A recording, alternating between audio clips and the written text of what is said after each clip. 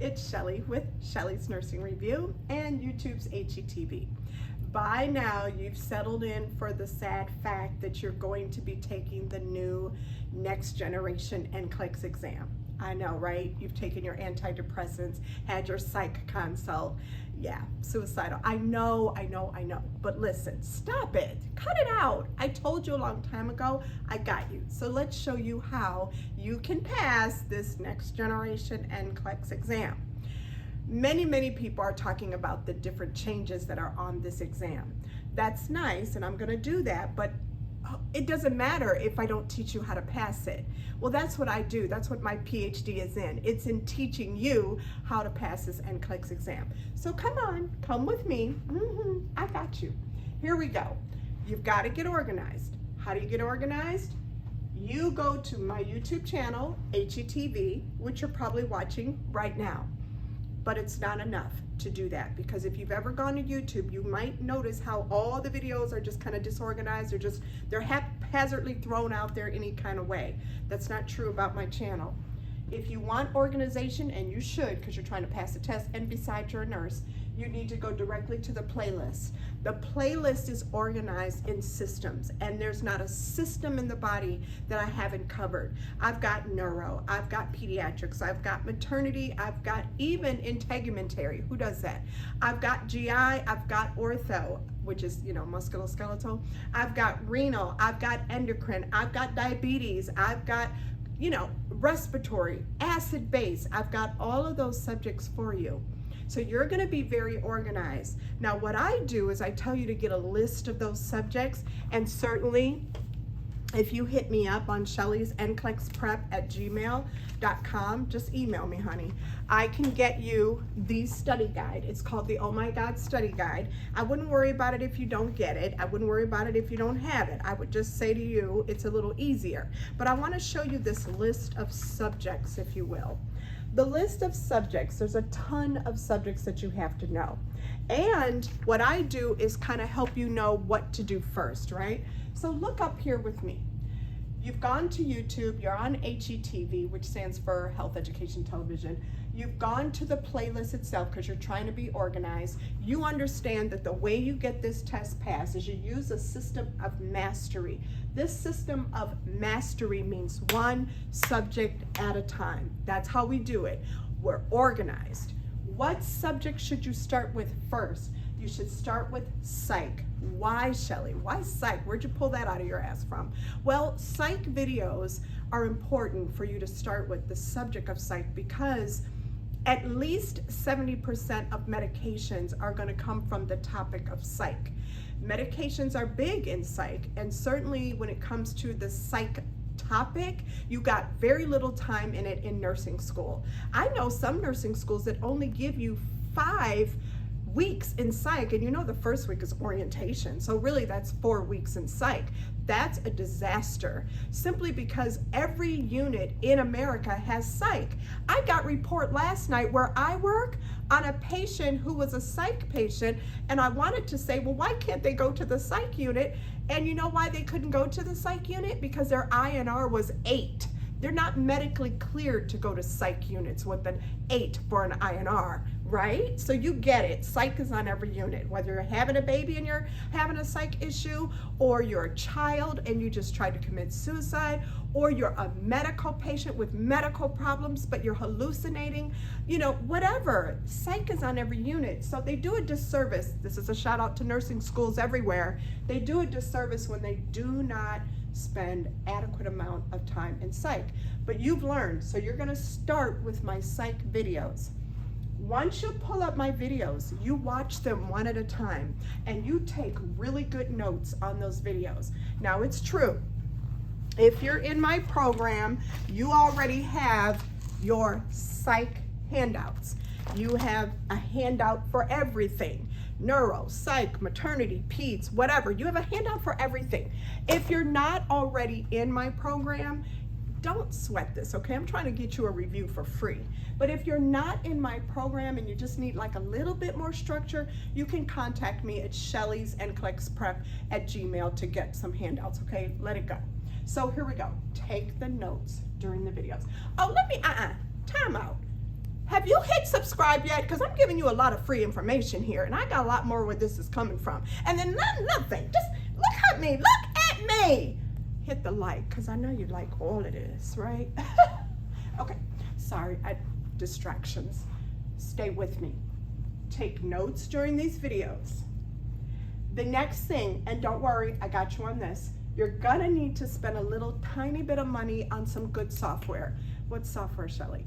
It's like NCLEX prep shit, you know what I'm saying? It's NCLEX prep software with at least 2,000 questions. Definitely they need to have the next generation NCLEX prep questions in their software. I'll give you some tips on that when you email me. For free. I'm not selling nothing. I'm gonna give you a little hookup. I'm not advertising for nobody. I ain't marketing nothing. I will give you the hookup for free, okay? Okay. Now, what are you doing when you get the questions on the software? 5 to 25 questions at a time. Some of y'all try to eat the whole daggone buffalo. I need you to stop. No, little tiny bite-sized pieces so you really learn the content. Now, you can't take your behind the bed unless you have done at least 5 to 25 questions in the subject you are trying to master. You got that? Now, we start with psych. We then go to renal. We then go to respiratory. We head on over there to cancer. We tackle hematology. Then we go to GI. And then we take our butts over there to ortho, which is like musculoskeletal. And then we start doing specialty subjects like peds, maternity, geriatrics, whatever, you ever. Ooh, child, I be getting so musical with my little old age. Okay, now stay with me. You've done your questions. Well, it doesn't mean a damn thing if you don't know what score will get you the money on this next generation NCLEX exam. You need a 75 to 85% score. Yes, you do. Yes, the hell you do. And if you are an LPN, 75 is sufficient. But RNs, I got a news flash for you. You're gonna have 3 case studies on this damn next generation NCLEX exam. Those case studies are all about content, and can you pull out the cues in the daggone case studies that shows you know your shit. 85% score shows you know your shit, okay? All right, now, look at this. Review the rationales and take notes from there. What do you mean? Well, it's not enough to do 5 to 25 questions. I'm glad that you did them, and I'm really happy that you didn't do 75 at a time, because if you just do 5 to 25 questions on your little whatever NCLEX prep software you have, then you can easily review the rationales. You can't review rationales when you've done 65 questions at a time. You need little bite-sized pieces and stay organized, okay? Make medication and infectious disease flashcards. Now, I don't know if you've been paying attention. 1, 2, 3, 4, 5, 6, 7. 7 things I'm telling you to do to pass this test. First, you went to the YouTube HETV site. Then you went to my playlist and pulled up one subject at a time. The first subject you started with was psych videos. You took notes on those videos on any little handouts that either you got from me or you had from school.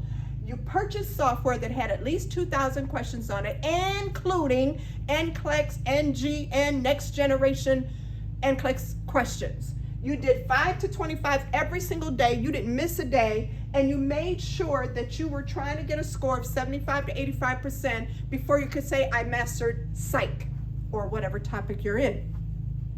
You reviewed the rationales on those 5 to 25 questions, and you took notes from those rationales. Which notes did you pay close attention to?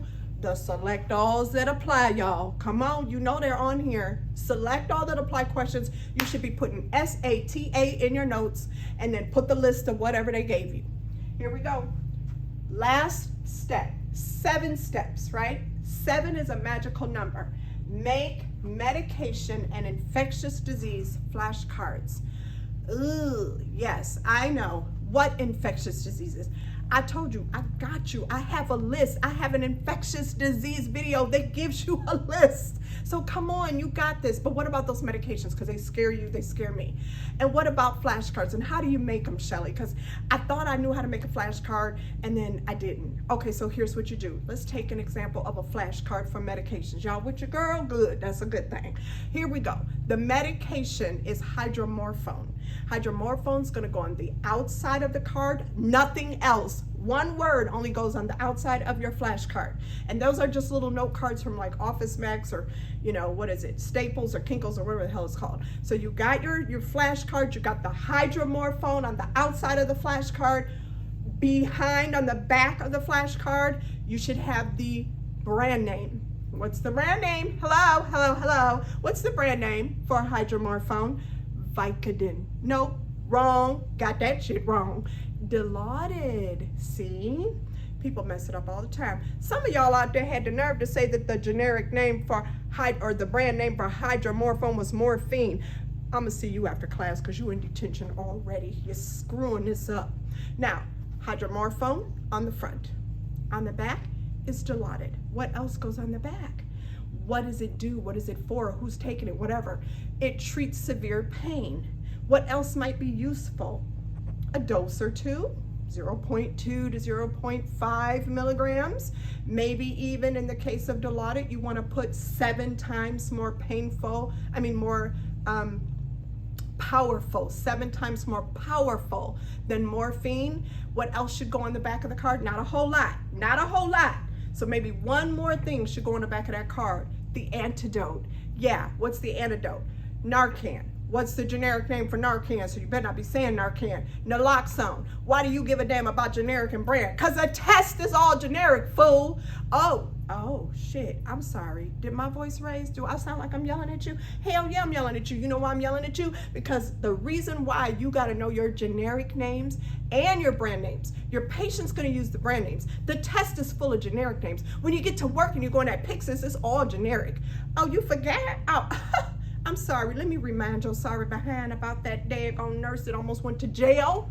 Redonda DeVault, remember what happened with her? The doctor ordered Versed. She didn't know what the generic name of Versed is. I want to know, do you know the generic name of Versed? Put it in the chat if you do, because I want to see who know what the generic name of Versed is. And if you look it up, I know you're cheating, and I will come and haunt you down and pull your eyelashes out one by one. Now back to Redonda DeVault. The order was for Versed. She didn't know the generic name. She went to the Pyxis. She put Versed in there. She didn't get it out. What did she do next? She put VE, thinking she spelled it wrong. When she put VE, what'd she get instead? Vecuronium. She pulled that vecuronium out. What is vecuronium? A paralytic agent, the same damn agent we use for capital punishment. She pulled that paralytic agent out, gave that paralytic agent to her 73-year-old patient who promptly died. Redonda DeVault is in trouble for no other reason, for the fact that she didn't know the generic name of these meds. I am telling you, you must know the generic names. Get your medication flashcards ready. Don't worry, you can buy them if you're rich, you know, wealthy, you know, haves, have-nots. I ain't had no money when I was in school. Hell no, I dropped out of high school pregnant. I was on food stamps, Section 8 and everything else. Where the hell did I get money for some flashcards already pre-made? I made my own and I'm here telling you about it with a PhD. So get your shit together. Deuces.